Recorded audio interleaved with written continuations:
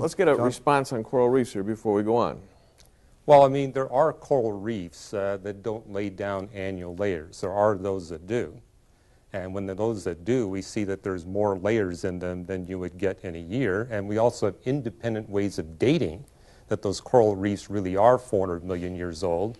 And notice it's consistent with our best solar system models for what we would predict for the slowing down the rotation rate of the Earth.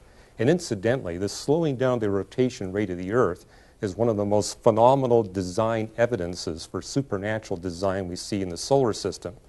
How the moon is at the hairy edge in terms of its mass of turning the rotation tilt of the Earth into an unstable condition. And the big enigma of astronomers is how come the moon is so big, given that it's on the verge of sending things unstable. Well, unless the moon is that big, it's not going to slow down the rotation rate fast enough in order to have human beings on the terrestrial scene at the time in which they can survive and develop civilization. But it's that same mass of the moon that allows us to determine the time scale over which the rotation rate would change. Well, of course, God could have started the Earth with any rotation that He wants to. He's God. He can do what He wants. And that's something we need to keep in mind. But secondly, the slowing down rotation by the moon, and that does happen a little bit. It hasn't happened much since 6,000 years, but it has happened a little bit.